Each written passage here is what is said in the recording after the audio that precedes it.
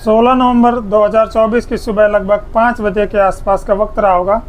झांसी के medical college से कुछ लोगों के रोने चीखने की आवाज़ें आ रही थी और इसी बीच में पुलिस प्रशासन भी अलर्ट हो चुका था। इसी बीच में कुछ लोग ऐसे भी थे जो सड़क पर खड़े होकर बोरियों में चूना सड़क पर फैला रहे थे। तभी किसी ने पूछा, भैया ये चूना क्यों फैलाया जा रहा है सड़क पर? तो जो व्यक्ति चूना फैला रहा था वह व्यक्ति कहता है कि भैया अभी डीएम सीएम का कार्यक्रम है, वो आएंगे और इन पीड़ित परिवारों से मिलेंगे, साथ ही निरीक्षण भी करेंगे, देखेंगे कि आखिरकार गलती किसकी है या किसकी नहीं है। जैसे ही यह बात उस व्यक्ति को पता चलती है, वह व्यक्ति तुरंत वीडियो बना लेता है उस व्यक्ति का जो वहाँ पे चूना डाल रहा था और उस आदमी का फ़ोटो भी खींच लेता है। साथ ही उस वीडियो को जैसे ही वो सोशल मीडिया पर अपलोड करता है, वह वीडियो बहुत ही तेज़ी के साथ सोशल मीडिया पर वायरल होने लगता है। अब विपक्ष की पार्टियां हों या फिर नेता, सभी एक्सपर्ट ट्वीट करना शुरू कर देते हैं और यह कहते हुए कि एक तरफ तो लाशों के ढेर पड़े हैं और दूसरी तरफ एक नेता का स्वागत करने के लिए चूना बिछाया जा रहा है। कुछ तो शर्म करो। बस इतना ही था जिसके लिए चूना बिछाया जा रहा था, उसने आकर एक वीडियो जारी की और माफ़ी मांगी और कहा कि जिन लोगों ने चूना बिछाने के आदेश दिए हैं और जो भी चूना बिछा रहा था उनके खिलाफ सख्त कार्रवाई होनी चाहिए। दरअसल आज की सच्ची घटना झांसी के उस शहर से है जहां पर एक बड़ा हादसा हो जाता है और उस हादसे में थोड़े बहुत नहीं बल्कि 10 बच्चों की मौत हो जाती है। उस भयानक हादसे के बाद पूरे देश में इस बात की चर्चा शुरू हो जाती है कि आखिर वह हुआ क्या था और किस तरह से हादसा हुआ था।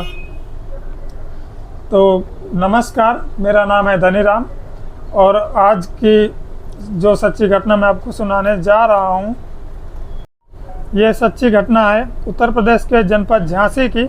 वहाँ पर एक महारानी लक्ष्मीबाई मेडिकल कॉलेज है। मेडिकल कॉलेज के SNCU यानी कि नवजात शिशु गहन चिकित्सा कक्ष 15 2024 की रात लगभग यहाँ पर 54 बच्चे थे जो कि एडमिट थे। बच्चों की जो उम्र थी, किसी की 0 थी, कोई कुछ घंटे पहले हुआ था, कुछ ऐसे थे जो 1 महीने पहले के थे और कुछ तो ऐसे थे जो कि 1.5 महीने पहले के थे। कोई 10 दिन का है, कोई 15 दिन का है, ऐसे करके इनकी एज थी। किसी को निमोनिया की शिकायत थी तो किसी को बड़ी शिकायत थी। इस तरह से बच्चों का वहाँ पर उपचार चल रहा था। बच्चों की पहचान के लिए बच्चों के हाथ में एक उसी तरह से एक लाल पट्टी बांधी हुई थी और उस पट्टी पर लिख दिया जाता था उसकी माँ का नाम, ताकि किसी बच्चे को कोई दुख हो, तकलीफ़ हो, बात हो या उसके परिवार वालों को सूचना देनी हो तो उस बच्चे की पट्टी को देखकर पता लगाया जा सके और उसे बुलाया जा सके।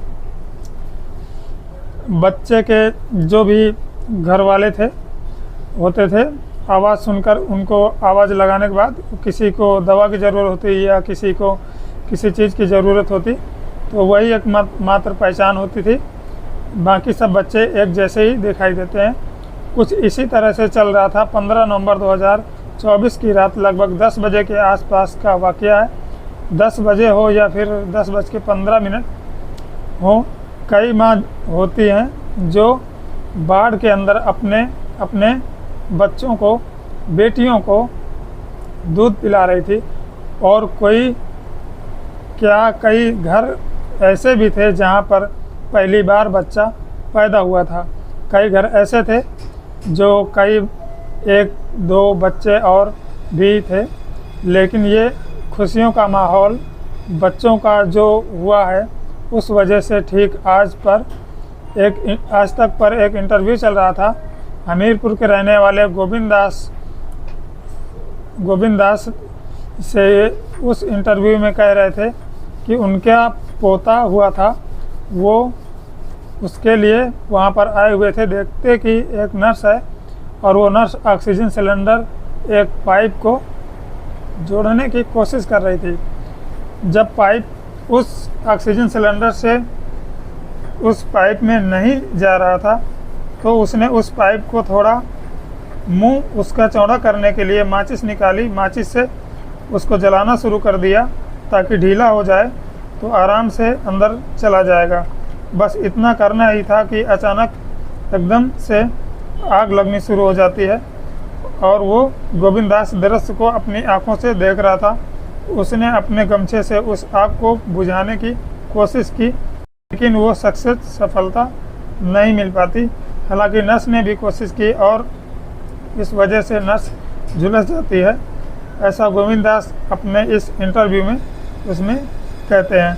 और देखते देखते उस की जोर थी, उस धुएं की जोर रफ्तार भी लगती है तेजी से लिए, क्योंकि एक विस्फोट होता है, विस्फोट के बाद विस्फोट होता है।